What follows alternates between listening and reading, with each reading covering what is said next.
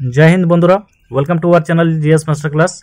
और आज के আমরা নিয়ে এসেছি WBSSC group C and D mock test number 24 ঠিক আছে অর্থাৎ 24। তাহলে অলরেডি আমরা মক টেস্ট 1 থেকে যে 23 পর্যন্ত মক টেস্ট আছে এই চ্যানেলটির প্লেলিস্টে আপলোড করে দিয়েছি, সেখান থেকে সেটি দেখে না থাকলে অবশ্যই এই চ্যানেলের প্লেলিস্টে পেয়ে যাবে। এছাড়াও আমি সেই ভিডিওগুলির লিংক আমি ডেসক্রিপশনে দিয়ে দেবো, সেখান থেকেও তোমরা পেয়ে যাবে ঠিক আছে।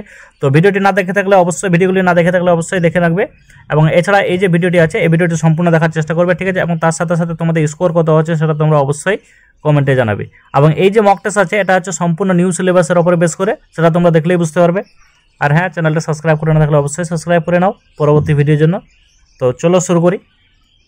প্রথম পড়ে আজকে যেটা প্রথম আছে দুটো সেকশন থাকছে, একটা হচ্ছে সেকশন 1 ঠিক আছে, সেকেন্ডে থাকছে ইংলিশ 10টি প্রশ্ন, তারপরে থাকবে জিএস ঠিক আছে। তো চলো শুরু করি। প্রথম প্রশ্ন আছে ফিল ইন দ্য ব্ল্যাঙ্কস। বলা আছে the patient was devoid dash any hope of recovery. চারটা অপশন দেওয়া আছে with, from, of, in. Preposition আছে, তাহলে সঠিক উত্তর কী হবে? চারটা অপশনের মধ্যে সঠিক উত্তর কী হবে তোমরা অবশ্যই নিজেরা করার চেষ্টা করবে এবং সাথে কমেন্টও করবে অবশ্যই। তাহলে চারটা অপশনের মধ্যে যেটা আমরা দেখতে পাচ্ছি সঠিক উত্তর কী হবে? তাহলে সঠিক উত্তর যেটা হচ্ছে সেটা হচ্ছে কি অফ। সঠিক উত্তর হচ্ছে অফ। কারণ কি? কারণ হচ্ছে এই যে ডিভয়েড যেটা আছে এই ডিভয়েডের সাথে সব সময় এটা হচ্ছে ফিক্সড প্রিপোজিশন ঠিক আছে। এটা হচ্ছে কি ফিক্সড প্রিপোজিশন। তাহলে এই ডিভয়েড অফ মানে কি? তাহলে এই ডিভয়েড অফ মানে হচ্ছে ল্যাক অফ অর উইদাউট ঠিক আছে। ল্যাক অফ অর উইদাউট এটা তোমরা পারলে লিখে রাখবে ঠিক আছে, প্রত্যেকে পারলে লিখে রাখবে। ডিভয়েড অফ এটা ডি হবে। তাহলে ডিভয়েড অফ এটা অফ যে এটা আছে ফিক্সড প্রিপোজিশন এবং ডিভয়েড অফ এর মানে হচ্ছে ল্যাক অফ বা উইদাউট। মানে হচ্ছে the patient was devoid of any hope of recovery, মানে তার রিকভারি হওয়ার কোনো আশা ছিল না ঠিক আছে। এরপর আসছে 2 নম্বরে আবার এসছে ফিল ইন দ্য ব্ল্যাঙ্কস। 2 নম্বরে বলা হচ্ছে we must abide dash the rules of the institution. তাহলে এখানেও সেম আছে, তাহলে কি হবে সঠিক উত্তর কি হবে? সঠিক উত্তর চারটা অপশনের মধ্যে সঠিক উত্তর যেটা হচ্ছে সেটা হচ্ছে কি অপশন বি, বাই ঠিক আছে। কারণ কি? কারণ হচ্ছে অ্যাবাইড বাই যেটা আছে,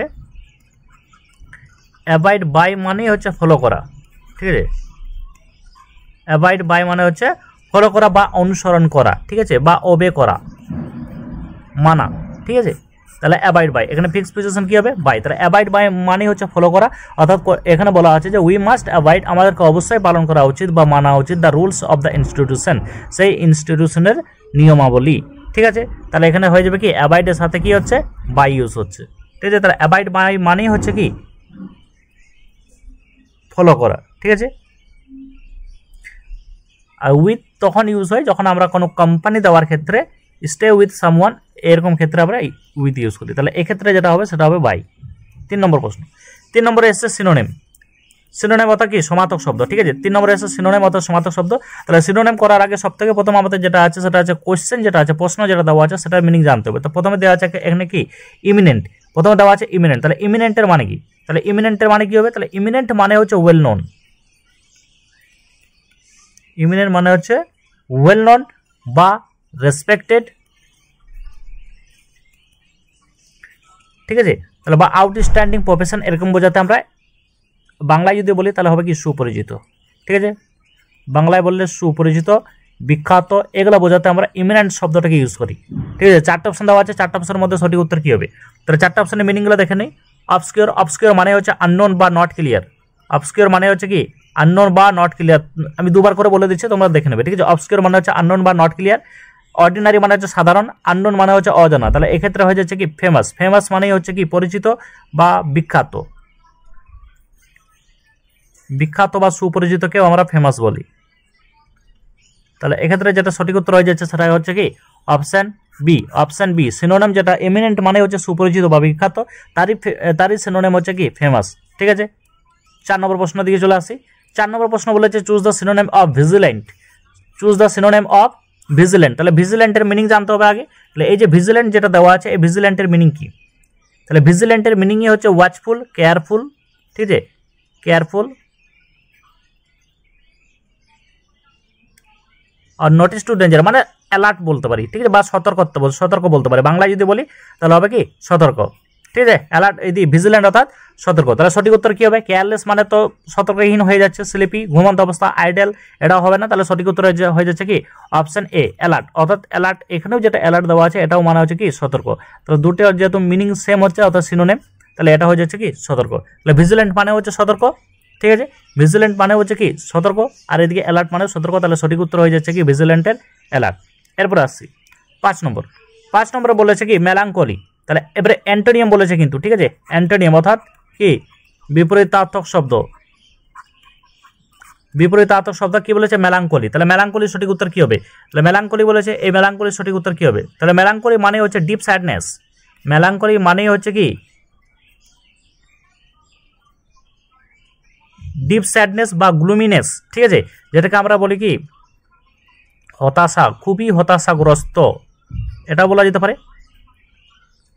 খুবই হতাশাগ্রস্ত সেটাকে আমরা কি বলি? মেলাঙ্কলি বলি, ঠিক আছে। তাহলে সঠিক উত্তর কি হয়ে যাবে? স্যাড তো হবেই না, কারণ এটা সিনোনিম হয়ে যাচ্ছে। মাইজারেবল মানে হচ্ছে দুর্দশাগ্রস্ত, এটাও হবে না মাইজারেবল, ঠিক আছে, বা ভ্যারি আনহ্যাপি যেটাকে আমরা বলি সেটা। ডিপ্রেস এটাও তাই, এক্সট্রিমলি স্যাড সেটাকে আমরা বলি কি ডিপ্রেস। তাহলে এক্ষেত্রে যেটা সঠিক উত্তর হয়ে যাচ্ছে সেটা কি জয়ফুল, কারণ হচ্ছে জয়ফুল মানে কি আনন্দময়, আর মেলাঙ্কলি মানে হচ্ছে ডিপ স্যাডনেস বা হতাশাগ্রস্ত। তাহলে এটা এর হয়ে যাচ্ছে কি অপোজিট, এটা এর হয়ে যাচ্ছে কি অপোজিট, ঠিক আছে। তাহলে মেলাঙ্কলি মানে কি বললাম? ডিপ স্যাডনেস বা হতাশাগ্রস্ত, তাহলে তারই অপোজিট হয়ে যাচ্ছে জয়ফুল। 6 নম্বর। 6 নম্বরে আছে স্যালো। 6 নম্বরে আছে স্যালো। তাহলে এটা কি? স্যালো বলেছে অ্যান্টোনিয়াম। তাহলে অ্যান্টোনিয়াম জিজ্ঞাসা করেছে, তাহলে স্যালো, এই যে স্যালো যেটা মিনিং আছে সেটা কি হবে? তাহলে স্যালো শব্দের অর্থ হচ্ছে অগভীর, যেটা গভীর নয়, ঠিক আছে, গভীর নয় সেটাকে আমরা বলি কি স্যালো। তাহলে এক্ষেত্রে সঠিক উত্তর কি হবে? সারফেস। সারফেস মানে হচ্ছে আমরা জানি কি বাংলায় যদি বলি সারফেস মানে হচ্ছে উপরিতল। সারফেস মানে কি? সারফেস মানে হচ্ছে উপরিতল, ঠিক আছে। আর এই হলো মানে হচ্ছে ফাঁপা, ঠিক আছে। ব্রড মানে হচ্ছে কি? ব্রড মানে আমরা জানি চওড়া। তাহলে সঠিক উত্তর হয়ে যাচ্ছে কি ডিপ। ডিপ মানে হচ্ছে কি গভীর, ডিপ মানে গভীর। তাহলে এক্ষেত্রে হয়ে যাচ্ছে কি option B. Option B deep হচ্ছে এই স্যালোর অপোজিট, ঠিক আছে। এরপরে আসছি 7 নম্বর। 7 নম্বরে বলেছে identify the correct plural form of wolf, ঠিক আছে। তাহলে এই যে ওলফ যে দেওয়া আছে এই ওলফের প্লুরাল ফর্ম বার করতে বলেছে, ঠিক আছে। তাহলে সঠিক উত্তর কি হবে? তাহলে সঠিক উত্তর হয়ে যাচ্ছে কি অপশন বি ওলফস, ঠিক আছে। কারণ কি? কারণ এখানে বলে রাখি একটা রুলস এরকম আছে, যে সমস্ত সিঙ্গুলার নাউনের শেষে, যে সমস্ত সিঙ্গুলার নাউনের শেষে এফ বা এফ ই থাকে তাদের প্লুরাল ফর্ম করার সময় সাধারণত এই এফ বা এফ ইর পরিবর্তে ভিইএস হয়ে যায়, ঠিক আছে। এটা মনে রাখবে রুলসটা, ঠিক আছে। তাহলে যে সমস্ত নাউনের শেষে, এগুলো সবসময় হয় না, বেশিরভাগ ক্ষেত্রেই যে সমস্ত নাউনের শেষে এফ বা এফ ই থাকে সেগুলোর প্লুরাল ফর্ম করার সময় ভিইএস, এই এফ বা এফ ইর পরিবর্তে ভিইএস হয়ে যায়, ঠিক আছে। যেরকম কি? যেরকম হচ্ছে লাইফ, ঠিক আছে। তাহলে লাইফ হয়ে যাবে কি লাইভস হয়ে যাবে, ঠিক আছে। ওয়াইফ, তাহলে এই যে ওয়াইফ এফ ই আছে, তাহলে এর প্লুরাল ফর্ম করার সময় কি হয়ে যাবে? ওয়াইফস হয়ে যাবে, ঠিক আছে, বোঝাতে পারলাম। তাহলে এটা হচ্ছে ব্যাপার, যে যখন কোনো নাউনের শেষে এফ বা এফ ই থাকবে সেটা প্লুরাল ফর্ম করার সময় ভিইএস হয়ে যাবে, এফ বা এফ ইর পরিবর্তে। অনেকগুলো এক্সাম্পলও দিয়ে দিলাম, তাহলে এটা সঠিক উত্তর হয়ে যাচ্ছে অপশন বি। এরপর আসছি 8 নম্বর।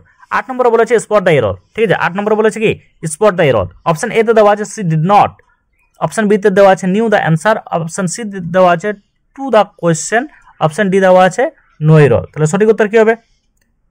তাহলে সঠিক উত্তর যেটা আমরা দেখে নেবো, যে এক্ষেত্রে যেটা আছে সঠিক উত্তর, কারণ কি আমরা জানি কি ডিড নট যেহেতু এখানে দেওয়া আছে, তাহলে ডিড নটের পরে ভার্বের বেস ফর্ম ইউজ হয়।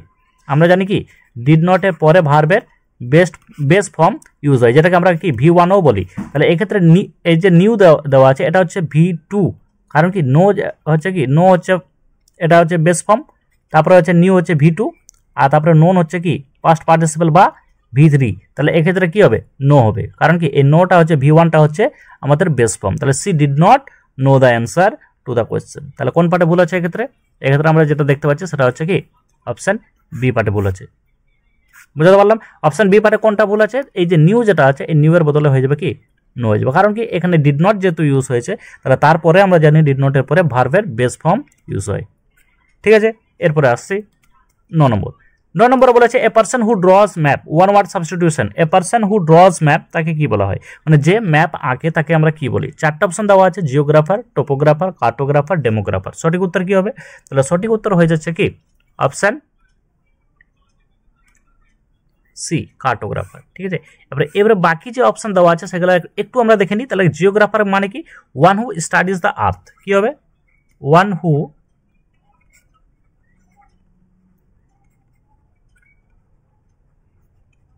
স্টাডিজ দ্য আর্থ তাকে আমরা বলি কি জিওগ্রাফার। টোপোগ্রাফার কি, one who studies land feature, one who studies, ঠিক আছে, one who studies land feature, অর্থাৎ ভূত্বক যেটা আছে সেটাকে স্টাডি করাকে বলে। কার্টোগ্রাফার আমরা দেখলাম ওয়ান হু ড্রজ ম্যাপ, বা ডেমোগ্রাফার কি, demographer one who studies population, demo, এই যে ডেমো শব্দটা এসছে ডেমোস থেকে, যার মানেই হচ্ছে পিপল। তাহলে ওয়ান হু স্টাডিজ পপুলেশন। ঠিক আছে, তাহলে এক্ষেত্রে আমরা দেখতে পেলাম যে একটা যেটা আছে, একটা এই যে ওয়ান ওয়ার্ড, এই একটা ওয়ান ওয়ার্ড থেকে আমরা বাকিগুলো দেখে নিলাম। ঠিক আছে, তাহলে এক্ষেত্রে যেটা ওয়ান হু ড্রজ ম্যাপ সেটা হয়ে যাবে কি কার্টোগ্রাফার। পারলে তোমরা এই যে বাকি অপশনের যে অ্যান্সার দিয়ে দিলাম সেগুলো তোমরা লিখে রাখতে পারো। ঠিক আছে, এরপরে আসছি 10 নম্বরে বলা হচ্ছে which word is spelled correctly. ঠিক আছে, তাহলে যে সঠিকভাবে যে বানানটি লেখা আছে সেটা কি হবে। 4টা অপশন দেওয়া আছে, 4টা অপশনের মধ্যে সঠিক উত্তর কি হবে তোমরা অবশ্যই কমেন্টে জানাবে, এবং 4টা অপশন তোমরা দেখে নেবে। তাহলে যে ক্ষেত্রে সেটা হচ্ছে কি ডেফিনেটলি, এই যে ডেফিনেটলি। ঠিক আছে, যেটাকে বাংলায় বলি আমরা কি নিশ্চিতভাবে।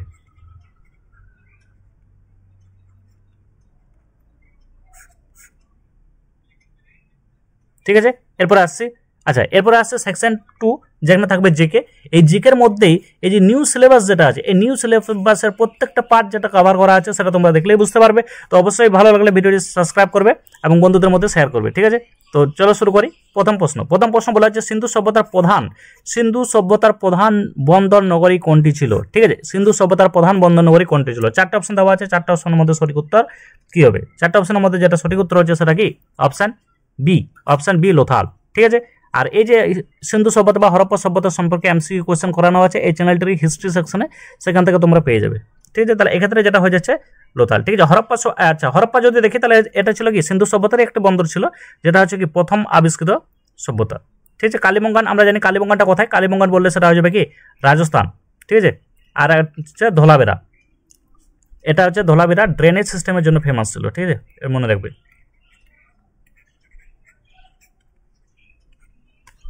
এরপরে আসছি 2 নম্বর প্রশ্ন বলা হচ্ছে যে কোন ঐতিহাসিক ঘটনাকে দ্বিজাতি তত্ত্ব বা টু নেশন থিওরির ভিত্তি হিসাবে বিবেচনা করা হয়। কোন ঐতিহাসিক ঘটনাকে দ্বিজাতি তত্ত্ব বা টু নেশন থিওরির ভিত্তি হিসাবে বিবেচনা করা হয়। 4টে অপশন দেওয়া আছে, 4টে অপশনের মধ্যে সঠিক উত্তর কি হবে। সঠিক উত্তর যেটা হয়ে যাচ্ছে সেটা হচ্ছে কি বঙ্গভঙ্গ। ঠিক আছে, সঠিক উত্তর হচ্ছে বঙ্গভঙ্গ, যেটাকে আমরা বলি কি পার্টিশন অফ বেঙ্গল।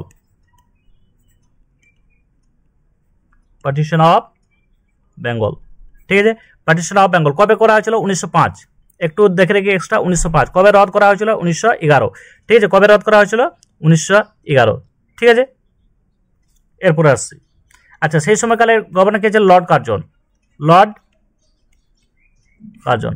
ঠিক আছে, এরপরে আসছি 3 নম্বর বলা আছে বিজয়নগর সাম্রাজ্যের সর্বশ্রেষ্ঠ শাসক কৃষ্ণদেব রায়। বিজয়নগর সাম্রাজ্যের সর্বশ্রেষ্ঠ শাসক কৃষ্ণদেব রায় কোন রাজবংশের অন্তর্ভুক্ত ছিলেন। এক্ষেত্রে পরীক্ষায় প্রশ্ন এরকম আসে যে বিজয়নগর সাম্রাজ্যের সর্বশ্রেষ্ঠ শাসকের নাম কি, কৃষ্ণদেব রায়। কিন্তু প্রশ্ন এবারে এরকমও ঘুরিয়ে আসছে যে কৃষ্ণদেব রায় কোন বংশের অন্তর্ভুক্ত ছিলেন বা কোন রাজবংশের শাসক ছিলেন। 4টা অপশন দেওয়া আছে, 4টা অপশনের মধ্যে সঠিক উত্তর কি হবে। তাহলে সঠিক উত্তর হয়ে যাচ্ছে কি অপশন সি তুলুব বংশ। ঠিক আছে, তুলুব বংশ। পরপর যদি আমরা দেখি তুলুব বংশ, এই কৃষ্ণদেব রায় তুলুব বংশের রাজবংশের সবচেয়ে শক্তিশালী ও বিখ্যাত শাসক ছিলেন। তার সময়কালকেই বলা হয় বিজয়নগরের স্বর্ণযুগ বলা হয়। এই কৃষ্ণদেব রায়ের যে সময়কাল সেই সময়কালকেই বলা হয় বিজয়নগরের স্বর্ণযুগ। ঠিক আছে, সঙ্গম যেটা ছিল এটা ছিল বিজয়নগরের প্রথম রাজবংশ। ঠিক আছে, মনে রাখবে এই 4টে বংশ ছিল, তো সেক্ষেত্রে প্রথম হয়ে যাচ্ছে কি সঙ্গম বংশ। ঠিক আছে, তারপরে যেটা আছে সালুবা এবং আরাবিদু পরবর্তী রাজবংশ ছিল। ঠিক আছে, সালুবা তারপরে আরাবিদু, তুলুব ছিল সেকেন্ড। এরপরে আসছে 4 নম্বর বলা হচ্ছে যে ভক্তি আন্দোলনের বিখ্যাত সন্ত কবির কার শিষ্য ছিলেন। ভক্তি আন্দোলনের বিখ্যাত সন্ত কবির কার শিষ্য ছিলেন। 4টা অপশন দেওয়া আছে, 4টা অপশনের মধ্যে সঠিক উত্তর কি হবে। রামানুজ, রামানন্দ, চৈতন্য মহাপ্রভু, কি নানক, ঠিক আছে। সঠিক উত্তর হয়ে যাচ্ছে কি, সঠিক উত্তর হয়ে যাচ্ছে রামানন্দ, অপশন বি, ঠিক আছে, রামানন্দ। কবির ছিলেন ভক্তি আন্দোলনের অন্যতম, তিনি কার শিষ্য ছিলেন? রামানন্দের শিষ্য ছিলেন, ঠিক আছে। আর রামানন্দ ছিলেন দক্ষিণ ভারতের একজন প্রভাবশালী দার্শনিক। আর চৈতন্য মহাপ্রভু আমরা জানি যে ভক্তি আন্দোলনকে বাংলায় ছড়িয়ে দিয়েছিলেন কে? চৈতন্য মহাপ্রভু। আর নানক কে ছিলেন? শিখ ধর্মের প্রতিষ্ঠাতা, ঠিক আছে। এরপরে আসছি 5 নম্বর। 5 নম্বর বলা আছে যে পূর্ব ভারতের ভারতের পূর্বতম বিন্দু কোনটি? ভারতের পূর্বতম বিন্দু কোনটি? তাহলে 4টা অপশনের মধ্যে সঠিক উত্তর কি হবে? তাহলে 4টা অপশনের মধ্যে যেটা সঠিক উত্তর হয়ে যাচ্ছে সেটা হচ্ছে কি কিবিতু। একটু আমরা বাকি এটা দেখে নিই। গুহারমতি যেটা আছে এটা হচ্ছে কি পশ্চিম বিন্দু। এই যে গুহারমতি যেটা আছে এটা হচ্ছে পশ্চিম বিন্দু, ঠিক আছে। গুহারমতি এটা হচ্ছে কি পশ্চিম বিন্দু, যেটা কোথায় অবস্থিত? গুজরাটে। কোথায় অবস্থিত? গুজরাটে।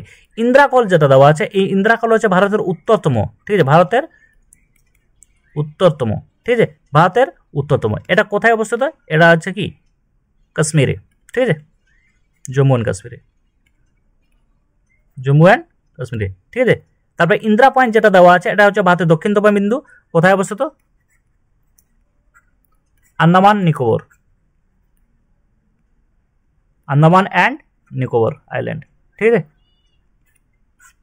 এরপরে আসছি 6 নম্বর। 6 নম্বরে বলা আছে নিম্নলিখিত কোন পর্বতমালাটি একটি ব্লক পর্বত বা ব্লক মাউন্টেনের উদাহরণ? নিম্নলিখিত কোন পর্বতমালাটি একটি ব্লক পর্বত বা ব্লক মাউন্টেনের উদাহরণ? 4টি অপশন দেওয়া আছে, হিমালয়, আরাবল্লী, পশ্চিমঘাট, বিন্ধ্য। সঠিক উত্তর কি হবে?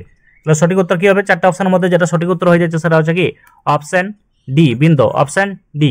আচ্ছা বাকিগুলো দেখেলি। হিমালয় যেটা আছে, হিমালয় একটি ভঙ্গিল পর্বতের উদাহরণ, ঠিক আছে, এগুলো পারলে তোমরা লিখে রাখবে। হিমালয় একটি হচ্ছে কি ভঙ্গিল পর্বতের উদাহরণ। আরাবল্লী যেটা আছে, আরাবল্লী হচ্ছে ক্ষয়জাত পর্বতের উদাহরণ, ঠিক আছে, আরাবল্লী হচ্ছে কি ক্ষয়জাত পর্বতের উদাহরণ।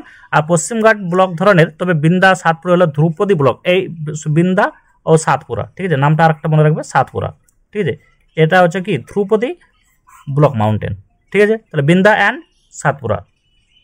এরপরে আসছি 7 নম্বর। 7 নম্বরে বলা আছে ভারতের কোন রাজ্যে সবচেয়ে বেশি কফি উৎপাদন হয়? মানে ভারতের কফি উৎপাদনকারী রাজ্যের মধ্যে শীর্ষে কে কোন রাজ্য অবস্থান করছে? 4টা অপশন দেওয়া আছে, 4টা অপশনের মধ্যে সঠিক উত্তর কি হবে? তাহলে 4টা অপশনের মধ্যে যেটা সঠিক উত্তর হয়ে যাচ্ছে সেটা হচ্ছে কি option B, Karnataka, option B, Karnataka, ঠিক আছে। কর্ণাটকা হলো ভারতের প্রধান কফি উৎপাদন রাজ্য, ঠিক আছে। কেরালা ও তামিলনাড়ুতেও কফি উৎপাদন হয়, তবে কর্ণাটকের চেয়ে কম। এরপরে 8 নম্বর। 8 নম্বর বলা আছে যে আইনের শাসন বা রুল অফ ল ধারণাটি কোন দেশ থেকে ভারতীয় সংবিধানে গ্রহণ করা হয়েছে? যেটা হচ্ছে কি রুল অফ ল ধারণাটি কোন দেশ থেকে ভারতীয় সংবিধানে গ্রহণ করা হয়েছে? 4টা অপশন দেওয়া আছে। এই 4টা অপশনের মধ্যে সঠিক উত্তর কি হবে? সঠিক উত্তর হয়ে যাচ্ছে সেটা হচ্ছে কি ব্রিটেন। সঠিক উত্তর হয়ে যাচ্ছে ব্রিটেন, ঠিক আছে। আর মার্কিন যুক্তরাষ্ট্র যদি বলে তাহলে এই মার্কিন যুক্তরাষ্ট্র থেকে মৌলিক অধিকার, যেটাকে আমরা ফান্ডামেন্টাল রাইট বলি, আর বিচার বিভাগের স্বাধীনতা, ঠিক আছে, এগুলো নেওয়া আছে কোথা থেকে? মার্কিন যুক্তরাষ্ট্র থেকে। এছাড়াও যে সোর্সেস সম্পর্কে যে ক্লাস আছে এটা আমাদের এই চ্যানেলটারই প্লে লিস্টে দেওয়া আছে, ঠিক আছে, ভারতীয় সংবিধান বা পলিটি ক্লাসে দেওয়া আছে প্লে লিস্টে, সেখান থেকেও তোমরা দেখতে পারো, ঠিক আছে। এরপরে আসছি 9 নম্বর। 9 নম্বর বলা আছে যে ভারতের ও রাষ্ট্রপতিকে কে শপথ বাক্য পাঠ করান? ভারতের রাষ্ট্রপতিকে কে শপথ বাক্য পাঠ করান, অর্থাৎ ওথ, ঠিক আছে। 4টা অপশন দেওয়া আছে। 4টা অপশনের মধ্যে সঠিক উত্তর কি হবে? উপরাষ্ট্রপতি, প্রধানমন্ত্রী, লোকসভার স্পিকার বা সুপ্রিম কোর্টের প্রধান বিচারপতি। তাহলে 4টা অপশনের মধ্যে সঠিক উত্তর কি হবে? 4টি অপশনের মধ্যে যেটা সঠিক উত্তর হয়ে যাচ্ছে সেটা হচ্ছে কি সুপ্রিম কোর্টের প্রধান বিচারপতি, ঠিক আছে, সুপ্রিম কোর্টের প্রধান বিচারপতি।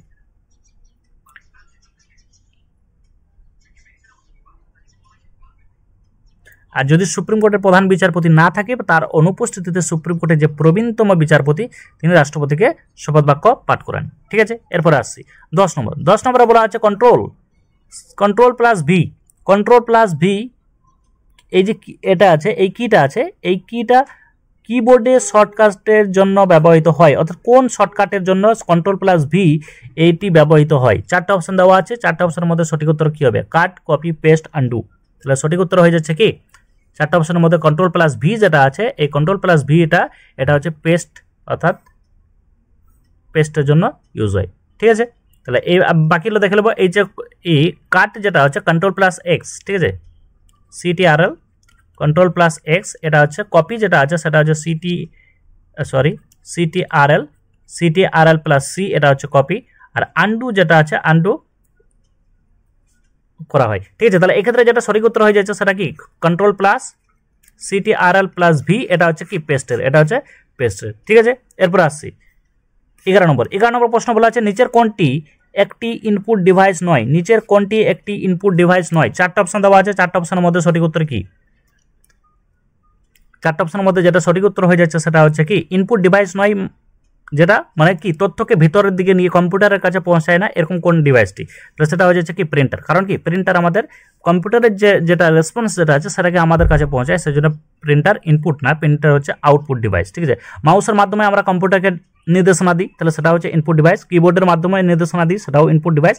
স্ক্যানার যেটা আছে সেই স্ক্যান করে আমরা কম্পিউটারকে নির্দেশ দিই, সেটা হচ্ছে কি একটা ইনপুট ডিভাইস। কিন্তু এক্ষেত্রে যেটা প্রিন্টার যেটা আছে এটা হচ্ছে প্রিন্টার আমাদের আউটপুট ডিভাইস। ঠিক আছে, এরপরে আসছি 12 নম্বরে বলছে যে লিঙ্গ ভিত্তিক গতানুগতিক ধারণা জেন্ডার স্টেরিওটাইপস কি? লিঙ্গ ভিত্তিক গতানুগতিক ধারণা যেটাকে আমরা ইংলিশে বলি জেন্ডার স্টেরিওটাইপস কি? তাহলে সঠিক উত্তর হয়ে যাচ্ছে কি চারটা অপশন দেওয়া আছে, চারটা অপশনের মধ্যে যেটা সঠিক উত্তর হয়ে যাচ্ছে সেটা হচ্ছে কি অপশন বি। ঠিক আছে, যেটা বলা আছে কি কোনো লিঙ্গের মানুষের বৈশিষ্ট্য বা আচরণ সম্পর্কে পূর্ব নির্ধারিত বা সরলীকৃত ধারণা। অর্থাৎ এরকম বলতে যে যেরকম আমি এক দুটো এক্সাম্পল দিলে তোমরা বুঝতে পারবে। যেরকম মেয়েরা গাড়ি চালাতে পারে না, এটা হচ্ছে কি পূর্ব একটি ধারণা যেটা ট্র্যাডিশনাল মানে আগে থেকে চলে আসছে, সেটা যেরকম মেয়েরা রান্না কে করবে, মেয়েরা করবে। তাহলে এরকম যে ধারণা যেটা আছে সেগুলোকে বলা হয় কি জেন্ডার স্টেরিওটাইপ, মানে ছেলেরা কাঁদে না। তাহলে এরকম ধরনের যে এক্সাম্পল সেটাকে আমরা বলি কি জেন্ডার স্টেরিওটাইপ। মানে স্টেরিওটাইপ মানে কি গতানুগতিক চলেই আসছে ট্র্যাডিশনাল একদম, সেটাকে আমরা বলছি গতানুগতিক ধারণা। ঠিক আছে, এরপরে আসছি 13 নম্বর প্রশ্ন বলা আছে কর্মক্ষেত্রে সমান সুযোগ, কর্মক্ষেত্রে সমান সুযোগ ও বেতন নিশ্চিত করার জন্য সমান পারিশ্রমিক আইন ইকুয়াল রিমুনারেশন অ্যাক্ট ভারতে কবে চালু হয়? কর্মক্ষেত্রে সমান সুযোগ ও বেতন নিশ্চিত করার জন্য সমান পারিশ্রমিক আইন ভারতে কবে চালু হয়? চারটা অপশন দেওয়া আছে, চারটা অপশনের মধ্যে সঠিক উত্তর কি হবে? চারটা অপশনের মধ্যে যেটা সঠিক উত্তর হয়ে যাচ্ছে সেটা হচ্ছে 1976 অপশন বি। ঠিক আছে, অপশন বি। এই ক্ষেত্রে বলা হয় যে একই কাজের জন্য পুরুষ ও মহিলার মধ্যে পারিশ্রমিকের ভিত্তিতে বৈষম্য নিষেধ করা হয় এই আইনের দ্বারা। ঠিক আছে, যেটা বলা হয় কি এই আইনটাকে বলা হয় ইকুয়াল রিমুনারেশন অ্যাক্ট 1976। ঠিক আছে, এই আইনেই বলা হয় যে নারী পুরুষ ও মহিলা উভয়ের মধ্যে যে শ্রমিকের ভিত্তিতে বেতন বৈষম্য আছে এটা নিষেধ করা হয় এই আইনে। ঠিক আছে, এরপরে আসছি 14 নম্বরে বলছে ঐতিহ্যবাহী ভারতীয় উৎসব পোঙ্গল কোন রাজ্যে পালিত হয়? ঐতিহ্যবাহী ভারতীয় উৎসব পোঙ্গল কোন রাজ্যে পালিত হয়? চারটা অপশন দেওয়া আছে, কেরালা, তামিলনাড়ু, পাঞ্জাব, পশ্চিমবঙ্গ। সঠিক উত্তর কি হবে? তাহলে পোঙ্গল যেটা হচ্ছে সেটা হচ্ছে কি অপশন বি তামিলনাড়ু। পোঙ্গল যেটা হচ্ছে সেটা হচ্ছে অপশন বি তামিলনাড়ু। তাহলে এটা হচ্ছে কি পোঙ্গল যেটা হচ্ছে সেটা হচ্ছে ফসলের উৎসব। মনে রাখবে পোঙ্গল যেটা হচ্ছে সেটা হচ্ছে কি ফসলের উৎসব। ঠিক আছে, পোঙ্গল হচ্ছে কি ফসলের উৎসব। এরপরে 15 নম্বর প্রশ্ন বলছে যে টেকসই উন্নয়ন বা সাস্টেনেবল ডেভেলপমেন্ট বলতে কি বোঝায়? 15 নম্বর প্রশ্নতে বলা আছে যে টেকসই উন্নয়ন বা সাস্টেনেবল ডেভেলপমেন্ট বলতে কি বোঝায়? চারটা অপশন দেওয়া আছে, চারটা অপশনের মধ্যে সঠিক উত্তর কি হবে? তোমরা অপশনগুলো পড়ে নেবে। ঠিক আছে, চারটা অপশনের মধ্যে যেটা সঠিক উত্তর হয়ে যাচ্ছে সেটা কি অপশন সি ভবিষ্যৎ প্রজন্মের চাহিদা পূরণের ক্ষমতাকে কোনোভাবে ক্ষতিগ্রস্ত না করে বর্তমানের চাহিদা পূরণ করা। অর্থাৎ যে নেক্সট জেনারেশন যেটা আছে নেক্সট জেনারেশনের জন্য যে সমস্ত রিসোর্স আছে সেগুলোকে নষ্ট না করে, ঠিক আছে, এমনভাবে রিসোর্সকে ব্যবহার করা যেগুলো বর্তমান প্রজন্মেরও কাজে লাগে এবং ভবিষ্যৎ প্রজন্মের জন্য যাতে নষ্ট যাতে না হয়ে যায়, এই ধরনের যে ডেভেলপমেন্ট সেটাকেই বলা হয় সাস্টেনেবল ডেভেলপমেন্ট বা টেকসই উন্নয়ন। ঠিক আছে, এরপরে আসছি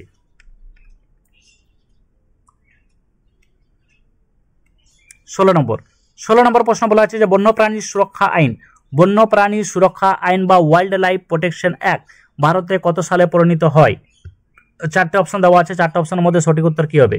ঠিক আছে, বন্যপ্রাণী সুরক্ষা আইন বা ওয়াইল্ড লাইফ প্রোটেকশন অ্যাক্ট ভারতে কত সালে প্রণীত হয়? চারটে অপশনের মধ্যে যেটা সঠিক উত্তর হচ্ছে সেটা হচ্ছে কি অপশন বি 1972। ঠিক আছে, বন্যপ্রাণী সুরক্ষা আইন 1972 সালে ভারতে বন্যপ্রাণী পাখি ও উদ্ভিদ সংরক্ষণের জন্য একটি শক্তিশালী আইন কাঠামো প্রদান করে।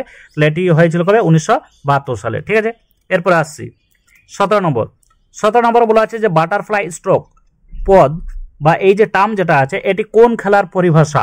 বাটারফ্লাই স্ট্রোক পদ বা এই যে টার্ম দেওয়া আছে এটি কোন খেলার পরিভাষা? চারটে অপশন দেওয়া আছে, কুস্তি, সাঁতার, বক্সিং, জিমন্যাস্টিক। তাহলে সঠিক উত্তর হয়ে যাচ্ছে কি সাঁতার, অর্থাৎ সুইমিং। ঠিক আছে, সাঁতার বা সুইমিং।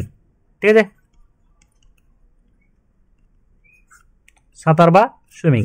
এরপরে আসছি 18 নম্বর বলা আছে যে কোন বিজ্ঞানী আপেক্ষিকতার তত্ত্ব বা থিওরি অফ রিলেটিভিটি ফর্মুলেট করেছিলেন অর্থাৎ দিয়েছিলেন। তাহলে কোন বিজ্ঞানী থিওরি অফ রিলেটিভিটি বা আপেক্ষিকতার তত্ত্ব দিয়েছিলেন? 4টা অপশন দেওয়া আছে, 4টা অপশনের মধ্যে সঠিক উত্তর কি হবে? Isaac Newton, Albert Einstein, Galileo Galilei বা মার্কস প্ল্যাঙ্ক। ঠিক আছে, সঠিক উত্তর আমরা জানি কি অ্যালবার্ট আইনস্টাইন। সঠিক উত্তর জানি আমরা অ্যালবার্ট আইনস্টাইন। তিনি এই আপেক্ষিকতার থিওরি দিয়েছিলেন, যেটা হচ্ছে আধুনিক পদার্থবিজ্ঞানের যুগান্তকারী পরিবর্তন নিয়ে এসছে। ঠিক আছে, তাহলে বাকি অপশনগুলো জেনে নিই। আইজাক নিউটন আমরা জানি মহাকর্ষ তত্ত্ব দিয়েছিল। ঠিক আছে, বা যেটাকে আমরা বলি গ্র্যাভিটেশন থিওরি বা মহাকর্ষ সূত্র। ঠিক আছে, এছাড়া তিনি এবং গতিসূত্রগুলির জন্য পরিচিত। অ্যালবার্ট আইনস্টাইন আমরা দেখলাম theory of relativity. Galileo Galilei তিনি দূরবীক্ষণ যন্ত্রের উন্নতির জন্য এবং জ্যোতির্বিজ্ঞানের জন্য বিখ্যাত ছিলেন। এবং মার্কস প্ল্যাঙ্ক যিনি কোয়ান্টাম তত্ত্ব বা কোয়ান্টাম ফিজিক্স আমরা যেটাকে বলি, এই কোয়ান্টাম থিওরি বা কোয়ান্টাম তত্ত্বের একজন প্রতিষ্ঠাতা হচ্ছে মার্কস প্ল্যাঙ্ক। ঠিক আছে, এরপরে আসছি 19 নম্বরে বলা আছে যে ভারতের প্রথম সম্পূর্ণ দেশীয়ভাবে তৈরি light combat aircraft LCA light combat এয়ারক্রাফটের নাম কি? ঠিক আছে, 4টা অপশন দেওয়া আছে, 4টা অপশনের মধ্যে সঠিক উত্তর কি হবে? ভারতের প্রথম সম্পূর্ণ দেশীয়ভাবে তৈরি লাইট কম্ব্যাট এয়ারক্রাফট LCA এর নাম কি? 4টা অপশন দেওয়া আছে, 4টা অপশনের মধ্যে সঠিক উত্তর হয়ে যাচ্ছে কি তেজস। সঠিক উত্তর হচ্ছে তেজস। কারণ কি সুখোই যেটা হচ্ছে এটা হচ্ছে রাশিয়ার, ঠিক আছে, রাশিয়ার তত্ত্বাবধানে তৈরি সুখোই। মিগ যেটা আছে এটাও, আর হল যেটা আছে এটা কোনো বিমান বা এয়ারক্রাফটের নাম না, এটা যে তেজসকে যে বানাচ্ছে তার হিন্দুস্তান অ্যারোনটিক লিমিটেডস। ঠিক আছে, এরপর আসছি 20 নম্বর বলছে জাতীয় শিক্ষানীতি, যেটাকে আমরা বলি কি NEP জাতীয় শিক্ষানীতি ন্যাশনাল এডুকেশন পলিসি 2020 এর খসড়া কমিটির চেয়ারম্যান কে ছিলেন? জাতীয় শিক্ষানীতি 2020 এর খসড়া কমিটির চেয়ারম্যান কে ছিলেন? 4টে অপশন দেওয়া আছে, বসুধা কামাত, ডক্টর কে কস্তুরী রঙ্গন, KJ আলফাস এবং রামশঙ্কর কুরেল। 4টা অপশনের মধ্যে যেটা সঠিক উত্তর হবে সেটা কি হবে? তাহলে 4টা অপশনের মধ্যে যেটা সঠিক উত্তর হয়ে যাচ্ছে সেটা হচ্ছে কে ডক্টর কে কস্তুরী রঙ্গন। ঠিক আছে, অর্থাৎ অপশন বি। ঠিক আছে, তাহলে এই যে ডক্টর কে কস্তুরী রঙ্গন 2017 সালে গঠিত খসড়া কমিটির চেয়ারম্যান, যিনি 2019 সালে 31 মে ন্যাশনাল এডুকেশন পলিসি 2020 NEP 2020 খসড়া তৈরি করেছিলেন। ঠিক আছে, ন্যাশনাল এডুকেশন